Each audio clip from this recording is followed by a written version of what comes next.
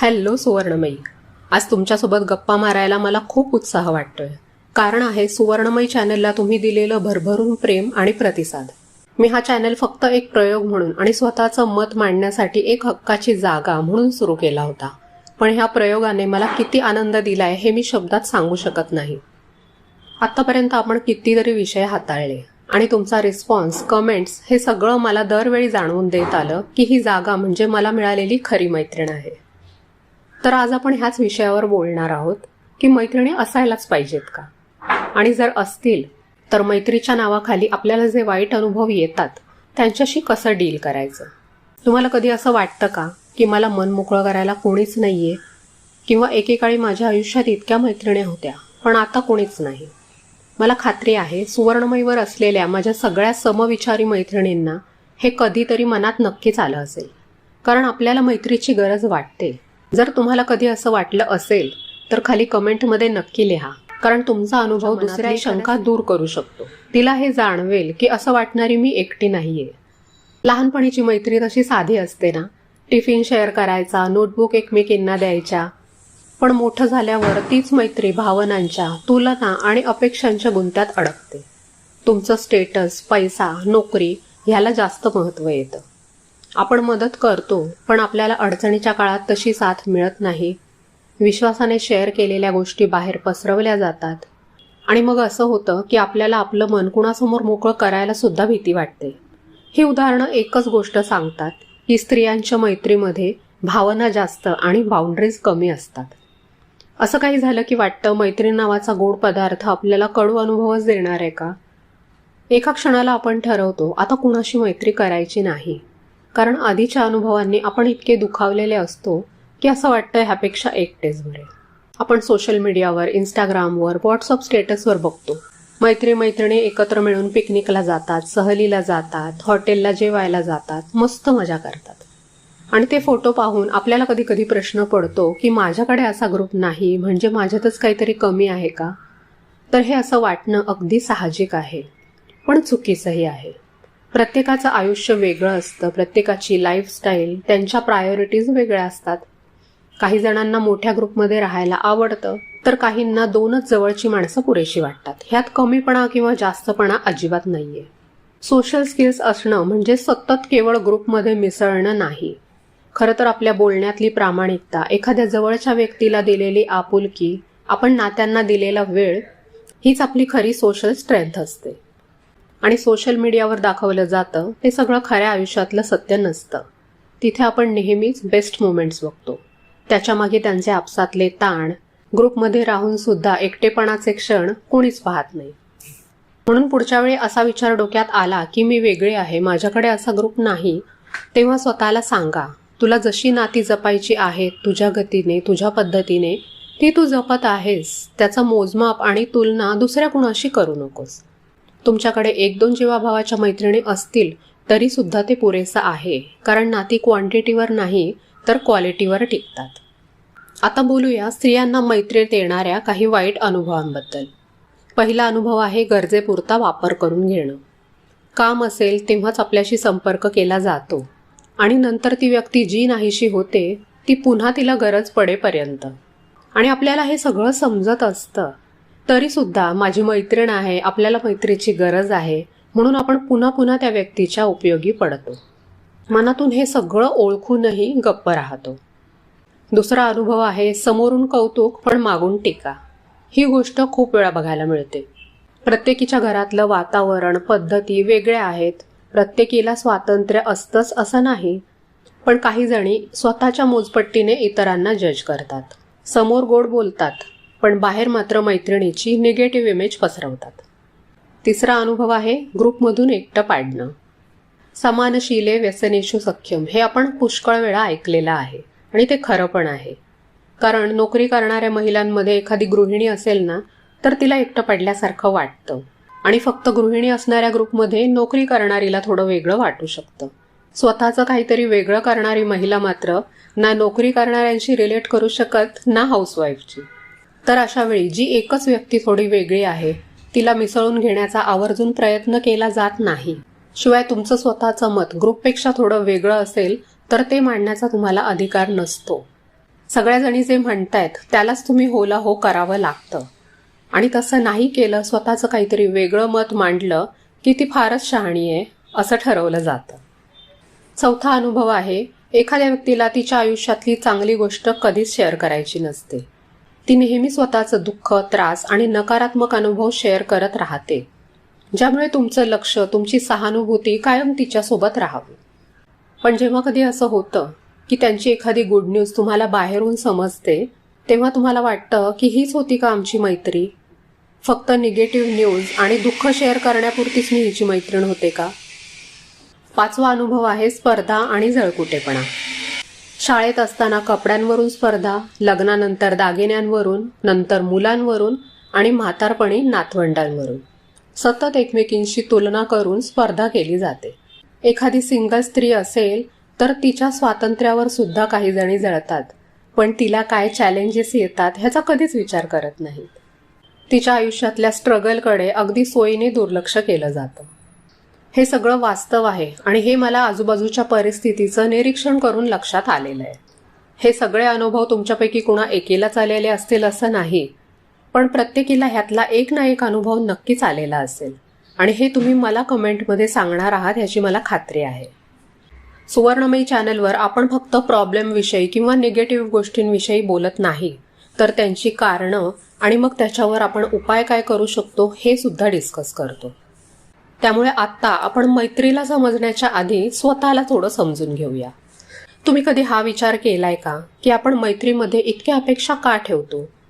आपण गृहीत धरतो की माझी मैत्रीण आहे ना, मग तिने माझ्यासाठी हे केलंच पाहिजे, किंवा मी तिच्यासाठी करते मग तिने सुद्धा माझ्यासाठी धावून आलं पाहिजे.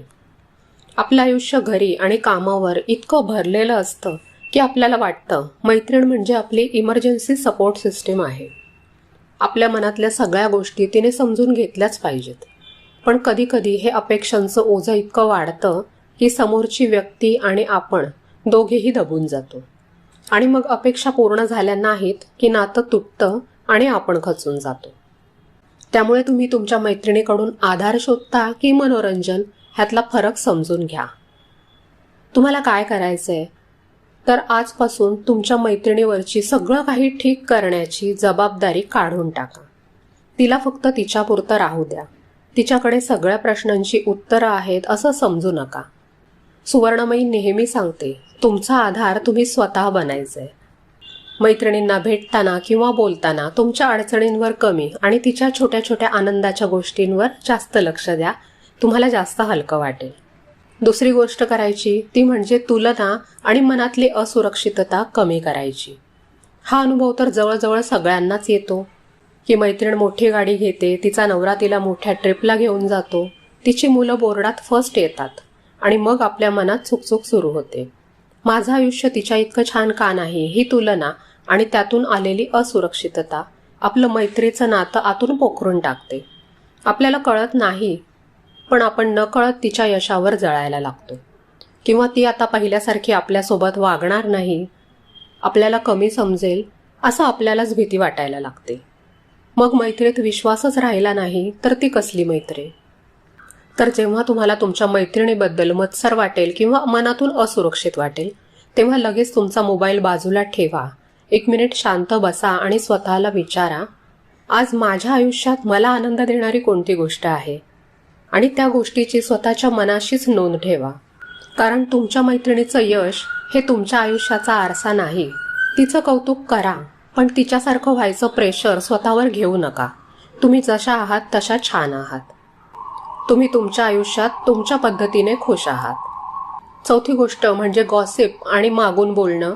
या वाईट अनुभवामुळे खूप बायका मैत्रिणींपासून दूर राहतात.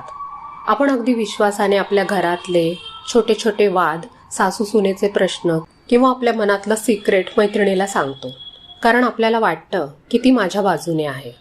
आणि मग काही दिवसांनी आपल्याला कळतं की आपल्या घरातल्या गोष्टी बाहेर गेल्या. आपल्या मैत्रिणीनेच त्या सगळ्यांना सांगितल्या. पाठिंबा देणारी तीच आणि पाठीमागून वार करणारी पण तीच. खूप त्रासदायक असतं हे. आपल्याला वाटतं माझीच चूक झाली, मी तिच्यावर विश्वास ठेवला. पण मग ह्या गोष्टीवर उपाय म्हणून काय करायचे? तर जी गोष्ट तुम्हाला सोशल मीडियावर किंवा 4 लोकांमध्ये बोलायला भीती वाटते, ती कुणाला समजू नये असं वाटतं, ती मैत्रिणीला सुद्धा सांगू नका. आपल्या खूप मनातल्या गोष्टी आहेत त्या जपून आणि सांभाळून ठेवा. जर एखादी मैत्रीण तुमच्यासमोर इतरांबद्दल वाईट बोलत असेल तर 99% शक्यता आहे की ती तुमच्याबद्दल सुद्धा बाहेर वाईट बोलणार. अशा मैत्रिणींपासून हळूहळू दूर व्हा. आपण इथे नेहमी सांगतो की स्वतःची पॉझिटिव्ह एनर्जी आहे ना, तिला खूप जपा. राहिला प्रश्न फक्त दुःख किंवा बॅड न्यूज शेअर करणाऱ्या मैत्रिणींबद्दल. तर ह्या मैत्रिणी अशा असतात ज्यांना फक्त घ्यायचं माहीत असतं, द्यायचं नाही. त्या फक्त त्यांचे प्रॉब्लेम्स, त्यांच्या अडचणी, त्यांचं रडगाणं तुमच्यासमोर गात बसतात. तुम्ही त्यांना आधार देता, सल्ला देता, वेळ देता, पण जेव्हा तुम्हाला त्यांच्या आधाराची गरज असते तेव्हा त्या गायब होतात. अशा वेळी स्वतःला एक सवय लावा.